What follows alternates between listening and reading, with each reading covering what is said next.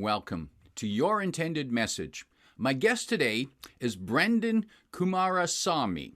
Here's 3 facts that I think you should know about Brenden. 1, his YouTube channel, Master Talk, has over 24,000 subscribers, and he uses that to offer free communication skills. 2, he, as a coach, executive coach, he coaches ambitious executives and entrepreneurs to become top 100% communicators in their industry. And 3, Brenden speaks 3 languages and he can karaoke in 8. Don't know if I want to test that today, but it could be a fun meeting when we meet for coffee or beer. Brenden, welcome to Your Intended Message. Hey, it's good to be on, George. Thanks for having me.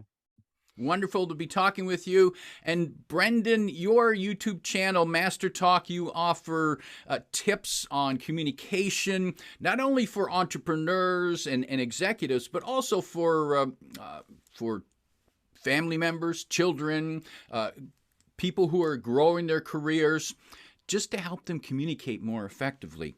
Let's just start with that. Why do you believe that the ability to communicate is important to everyone? Absolutely, brother. So the way that I think about this, George, is communication is so much more than giving a presentation at work or doing a job interview. It's every interaction we'll have with every human being we'll meet for the rest of our lives. It's the way we talk to our families. It's the way we order food at a restaurant and we talk to the waiter. It's the way that we travel where we meet strangers we don't know. We have to speak their language and figure out how to talk to them so we can have a good time.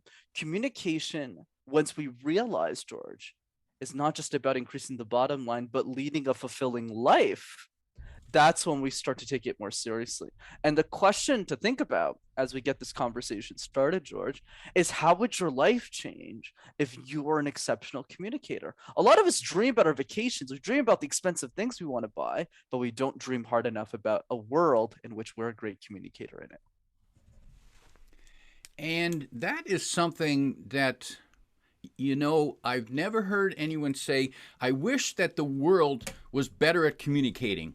However, it would be a powerful change, positive change. There are so many troubles in the world today on many different scales that if only we could communicate better, we wouldn't have to have all the trouble.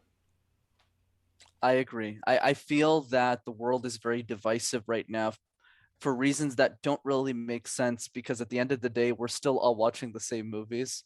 We're still sitting on our couch on a Sunday looking at Netflix all day. We're still going on Facebook every day. Like, we have a ton of similarities, but the media seems to emphasize all of the small pieces of our lives that are completely different. But once we start to listen to those differences, I believe that the world would just be better for sure. Now, I heard an interesting point in there that I want to bring out and emphasize. The media makes news because of differences, and we have problems with other people because of differences. However, if we can only emphasize the similarities, then we would have so much more together. I completely agree. And by the way, it's normal that the news only emphasizes the difference, because at the end of the day, the news is incentivized to make money. And what happened in the past, George, as you probably know, is, the incentive system made sense to tell the truth. There wasn't a lot of news channels, not a lot of newspapers. Today, media companies like CNN and NBC and MSNBC need to compete with Netflix. They need to compete with TikTok for attention. And similarities don't sell. Positive news doesn't sell. Negativity, stereotypes, extremism, that's what sells. And that's what gets people to watch. And that's also what is our downfall in many ways, that leads to a divisive world. And in our journey to become better communicators, I imagine what we need to do more of is discover, and enhance the similarities. Absolutely. I definitely think that's one part. And the other part is what I call questions versus statements, George. The problem with most communication, doesn't matter who you are, what you believe, where you are, it's this idea that most communication in the world is statement, statement, statement, statement. What does that mean? That means, let's say we're talking about something. John might say, I believe this. Laura might say, well, I believe this. And then they just do a ping ponging of statements. Whereas what you're doing a wonderful job here, George, is you're doing something different, which is instead of responding with statements, you're actually responding with questions. So when we get to a place where somebody asks as a statement and the other person says, why do you believe that? Why is that important to you? Why do you find that fascinating? If we just improve the ratio of questions versus statements, that would automatically improve the communication skills of everyone around us. So just ask yourself every day, how many questions am I asking to other people? And oftentimes you'll find that answer is either 0 or 1. So you need to increase that every day. And it might be difficult for some people to ask more questions because they might believe that asking questions is a weakness. That's an interesting thought. I definitely feel that is true for some cases. I think it starts with something easy. I'm a big fan of easy wins. So it doesn't necessarily need to be questions like to get help or anything. It could just be questions that you would be fascinated to answer yourself. I'll give you an example. So the questions I ask people, obviously in the context of a podcast, I got to answer them. But you know what I mean? Outside, let's say we're getting coffee or something. I would say, hey, like, George, what are you excited about right now? What are you passionate about? What's your dream? What's your vision? These are the questions I care about. But for somebody else, it's going to be something different. It might be their favorite TV show. It might be their favorite movie. But the trick here, George, is to write down the questions that you wish other people asked you, and then ask, like, for example, why do you ride a motorbike and garden in the same day, right? So those questions, and then you ask them to other people. That's it. And that is interesting, and yeah, I suppose you're right. The things I would want people to ask me are, what do you enjoy most about summer? Well, I enjoy riding my motorcycle, and I enjoy gardening, and I enjoy sitting in the backyard and just admiring the garden. That's it. We start there. So it's not like we're asking help or anything, or we're showing weakness. It's more about, let's take a little bit more interest in other people than we normally would. That's all.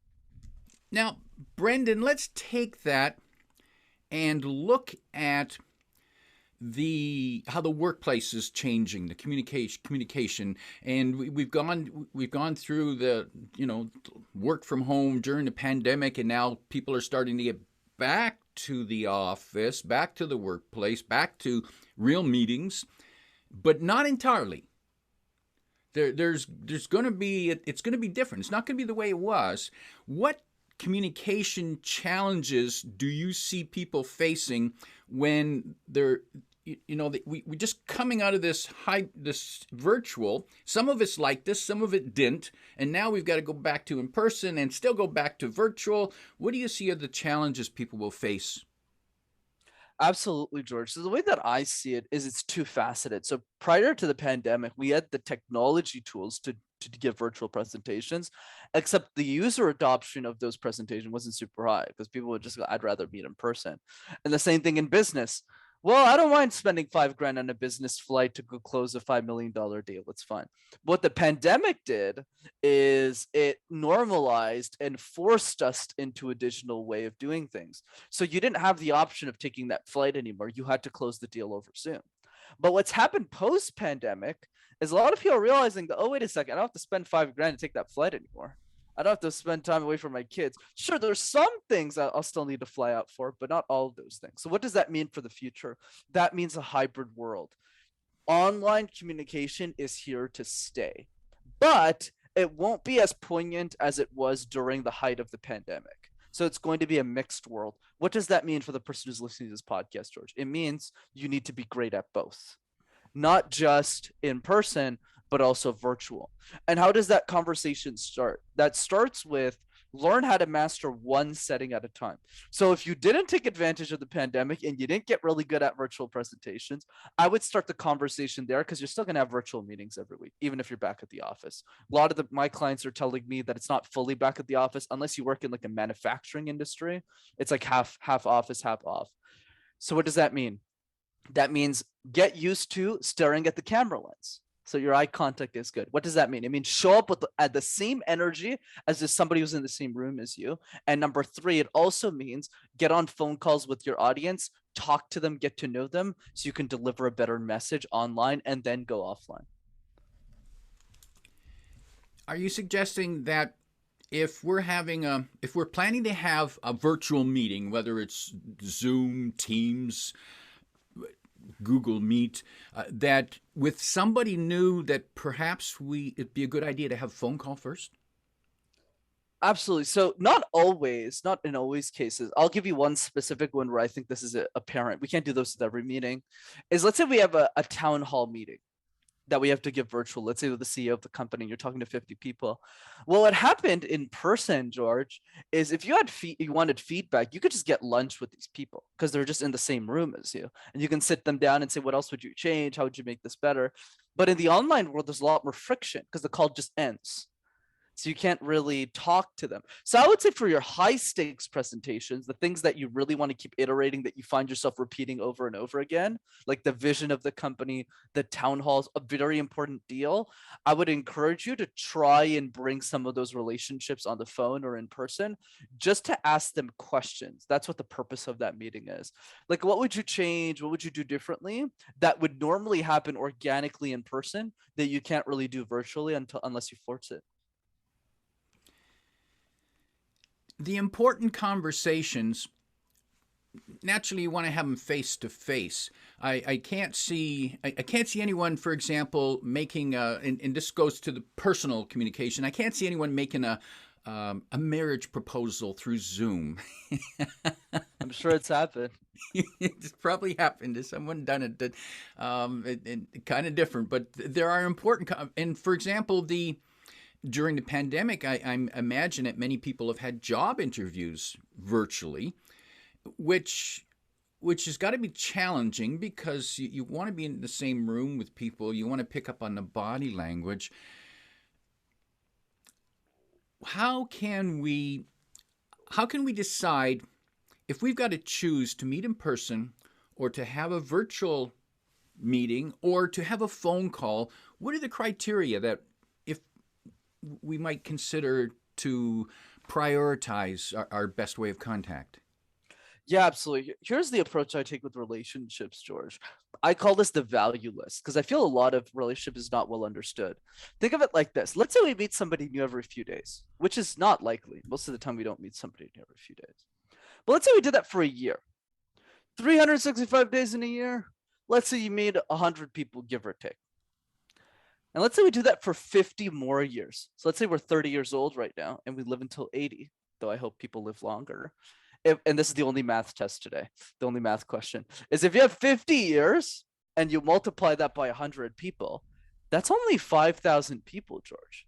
So the question you need to ask yourself is not how do I get everyone to like me, but rather say, who do I want those 5,000 people to be? Now the question changes a lot.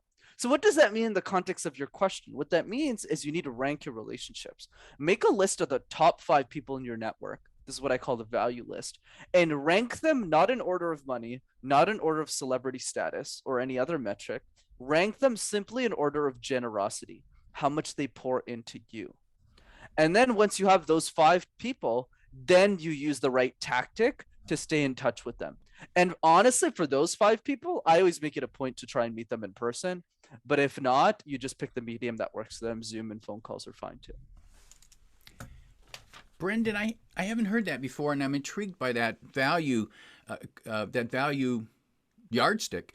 Rank people by who are the most generous to you, and this doesn't mean money. This means generous to you in terms of giving you energy, inspiration, who you really like talking to, being around. They make you feel good. You could be totally down, and they call you, and you pick up the phone, and suddenly you just come alive. Absolutely. And yeah, the reason you haven't heard it is because I kind of made it up in my basement one day and I felt it was really helpful. So essentially what this is let's go back to the principle, George. Why do I like this strategy? Because of the following. The biggest mistake that people make with relationship building by far, it's like not even a contest, is they take their winners for granted. They take their winners for granted. The biggest mistake everyone is listening is making right now, 100% of the time, is the best relationship in their network they're not pouring into. And instead of doing that, they're running around to the next event, the next person, the next new shiny object, versus going and saying, hey, that vice president really helped me out. I wouldn't have gotten that job without him or her. Oh, my mom is really amazing. Like just because here's the secret to relationship building, George.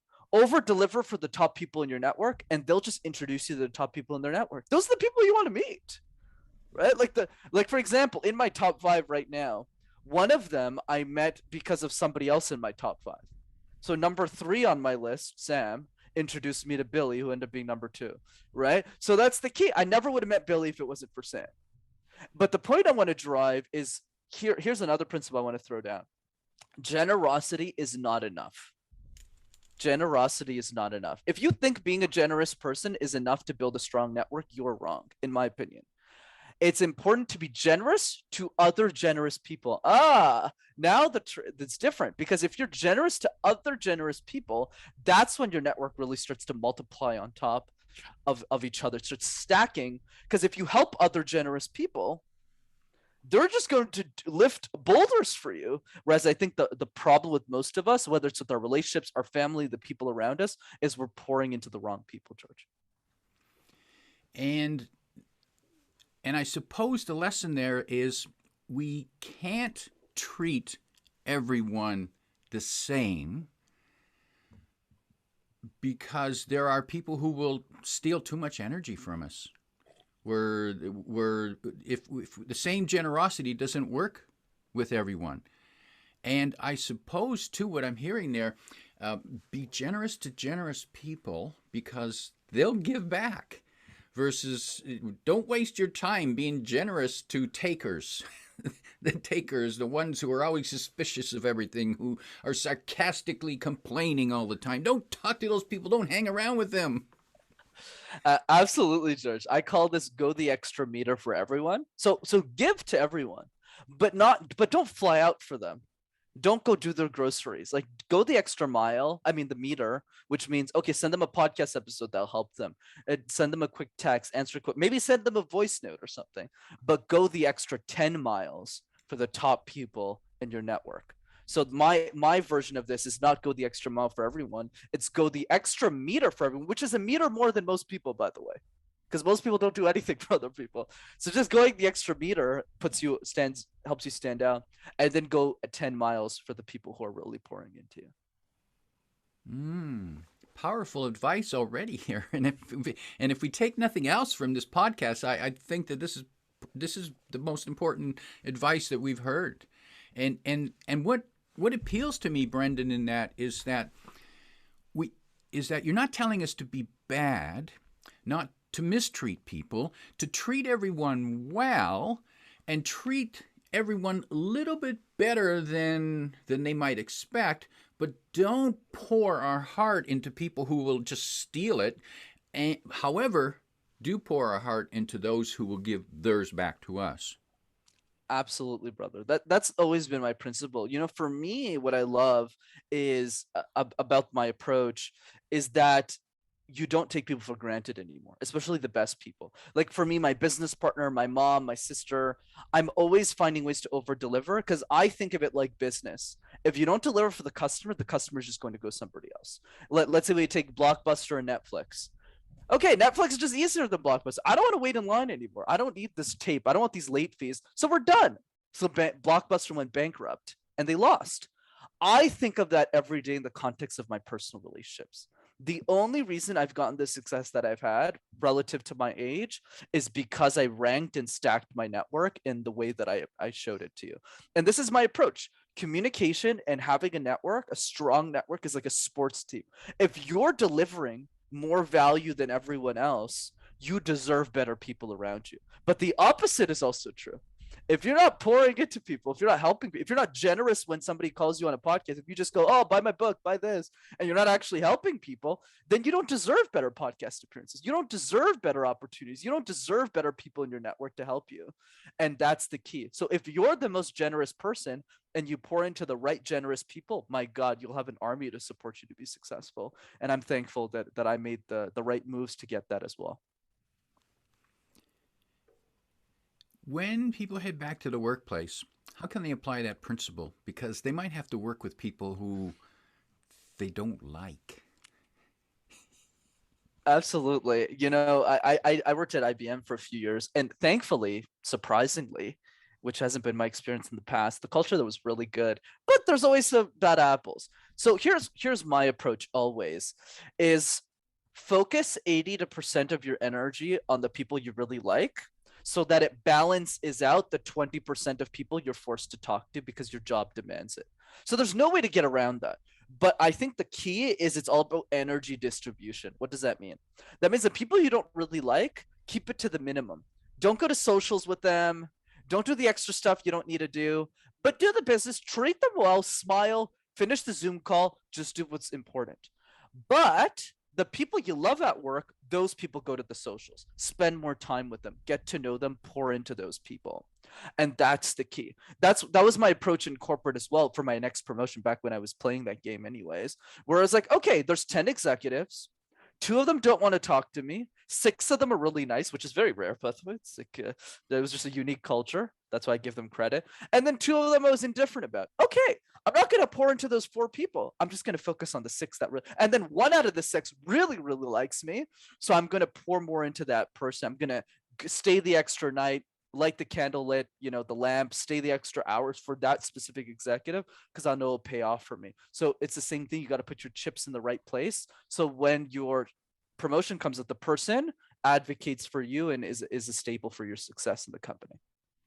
And I can see that where a person is mid-career and they're looking to see who their potential mentors, who their potential champions might be within the hierarchy of the organization and channel their energy. However, what about the team leader? And where the team leader needs to manage and work with everyone on their team, whether they like it or not, do they apply the same rule with their energy to their team members? I love the nuanced question, George. Here's what I would say. There's professional and there's personal, right? So what does that mean? That means you need to treat everyone fairly. I think there's a difference between treating people fairly and treating people in a way that brings up your energy. So I'm not a big fan of favoritism in that specific context where you treat other people better. That's not what I mean. I think it's more in that context. It's more about saying play fair. Like if somebody you really like isn't performing at the job, you got to treat them fairly. If somebody you really don't like is crushing it at work, like absolutely, you have to reward them for it. But I think what I mean is you need to find opportunities, whether it's in the workplace or outside of it, to re-energize yourself from the people you don't really like spending time with. So an example for me at work is yeah, sure, there's some people I really loved at work and there's some people I didn't, but I wouldn't go out of my way for the people I managed. I wouldn't go out of my way to spend more time with them. Whereas the people I really liked, I would technically go out of my way. I wouldn't like host hidden gatherings or something where like other people aren't invited, but I would have one-on-one dinners, two-on-one dinners, small lunches with the people I really enjoy spending time with, and that always re-energized me for the people I used to manage at work. Spend the extra time with the people who give you energy so you can feel better when you manage those who steal your energy. I mean, it's tough. Obviously, life has changed for me because I'm a business owner, so I can just hire people I like that are also talented. But you're absolutely right, George. In the corporate setting, I'm empathetic to that. You got to play politics. You got to balance. There's some things you just got to deal with. That's why you get paid a stable check, right? There's pros and cons to everything in life, but you got to manage it in a way that makes you successful. But I'll also add the caveat: if you feel it's just overwhelmingly negative, then you need to look at yourself in the mirror and ask yourself a much more important question, which is why the hell are you still working there? And then you got to apply elsewhere. And that's a good question that one needs to ask from time to time, and I've certainly asked that question from time to time in my corporate career as well. And there are times when, I'm only staying here to pay the mortgage, and as soon as I find something better. Managing energy. Now, when it comes to managing energy, have you noticed that the virtual presentation, the virtual communication, even though it should be theoretically a lot easier because here we are, we're sitting in our chair at home, we don't have to travel, we don't have to commute. This should be a lot easier on our energy drain. However, it seems to drain even more. Why do you think that is? Fascinating question. The way I think that is that there's a special connection when you meet somebody in person. I'm sure you felt this in your life multiple times, George, where you're talking to somebody and you feel like that you've known them your whole life, even if you just met them. Those feelings you can get virtually, but it's not as emphasized or as extreme when those endorphins are pumping when you're meeting somebody in person. So even if you're the most introverted person in the world, if you meet someone you really, really like, there's some energy exchange that does refill your cup. But that energy exchange is not as intense when we're on screen. So for example, and I'll give you a big reason for that, it's touch, right? So when you're talking to somebody, let's say I'm in person, I'm always like, touching somebody's shoulder, like, dude, not in a weird way, but you get what I mean. It's like, it's a part of human connection. It's a part of, hugging people, talking to them, shaking their hand. But that interaction just doesn't exist virtually. So there's no endorphins that keep escalating over time. So I think that's the reason, but it's a fascinating question that I would need to keep rethinking it. But that's my immediate thought. Hmm. What's yours? I'm curious. Well, I think, yeah, I think you're right when it comes to the senses, and touch is one of them. But I also think that when we're with someone, we pick up on temperature. Yeah. We pick up on smells. We pick up on sounds that are outside the conversation, depending on the setting. And I think that stimulates us and gives us energy, especially when you're in a room. When you're in a room having a meeting, you can look around. You see people. You might see them fidget. You might see them perk up. You might see them, and you pick up on that, and it might not even be direct touch, but it could be a matter of, okay, there's paper that gets handed around, or there's a prop that someone uses, and all that is stimulus, and the stimulus, I think, generates energy. I love that. I love that perspective as well. And now, what does that mean to people when they go back into the workplace? If they had a set of rules for, okay, when I'm in an online meeting versus an in-person meeting, what should I do differently? 100%. So there's three key differences. The first one is eye contact. So when you're virtual, George, your eyes generally just stay in one direction, which is the camera lens, whether you're speaking to one person or 10,000. But in an in-person meeting, let's assume 6 to 8 people for the purposes of this podcast, you have to move your eyes across people. Because if you're just looking in one direction, most of them are going to be like, oh, did this person care about me? Does this person? And the human beings start to invent stories in their mind around why you're not looking at them. Human beings are fascinating creatures. So that's the first thing, is I would start there. The second difference between online and in person is there's less friction to get feedback. So in a virtual meeting, if you want to get feedback on how it went, things we could do differently, you have to really sit them down one-on-one, get a Zoom call. It's a lot more formal. In person, you'll say, okay, guys, how did that go? What can we do next time? It's a lot more, I don't know what the right term is, but it's a lot more vivacious. It's more live. It's more like it's within the energy. It's in the flow of the group. Whereas on virtual, it's not as cool. It's not as interesting. That's probably the second key difference. And then the third difference is the follow-up. So the follow-up means if you're in a meeting with somebody in person, I mean, you guys can hang out after the meeting, right? You can get some dinner after. It's a lot easier. It's much harder virtually. So my best bet now, I gave different advice at the height of the pandemic, but I'll say my advice now is if you're having too many virtual meetings with your team, try and find a way to meet them in person if you can. If you can, if not, do the virtual social hour if you want. But ideally, you want to try and get those things back in person. And one special tip I'll give that a lot of leaders I coach don't really do enough is if you all have a fully remote team, write down everyone's location so that when people join the company, introducing the people in their own city so that at least they can meet in mini groups. I'm so surprised at the fact that nobody really takes that extra step, and it really makes a difference. So we can encourage people, even though they might be remote from our corporate office, they might have neighbors that they could get together with a small group and build that rapport and energy amongst them. So Absolutely. that when they come into the virtual meeting, now they go, oh, I just had coffee with him yesterday. And I suppose that any team leader who has who continues to meet virtually could encourage their staff to do that. Say, hey, there's two of you in the same city. I encourage you to, why don't the two of you meet and come back with a plan and present it to us at the next meeting. That's it. Brenden, you offer free resources to people who want to improve their communication skills, and the place they can find that is at your website.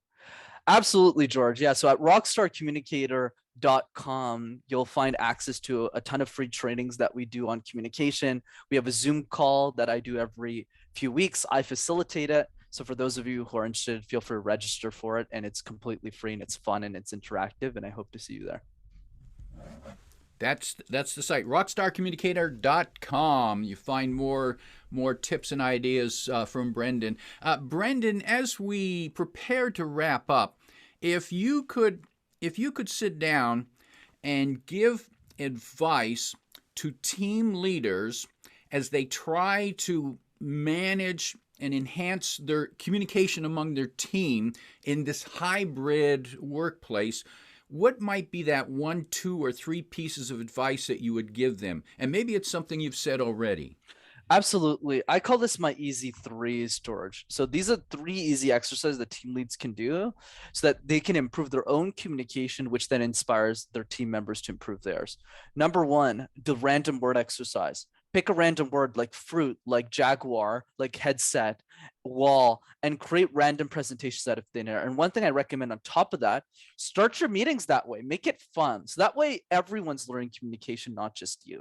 So one thing a lot of my leaders do is they start their call the first 5 minutes. All right, guys, let's do a few random words and let's start the meeting. So people get really comfortable with uncertainty, and they have fun with it. That's number 1. Number 2 is the question drill. We've all been in situations where we get asked questions we don't know the answer to. George asked me a couple of good ones on this one that never been asked before, right? So there's always situations where you're going to get questions. So how do you solve for that? Every day when you wake up for 5 minutes, just 5, reflect on one question you think the world will ask you, whether it's around work, your family, a team member, and try and reflect on the answer before the question even gets asked.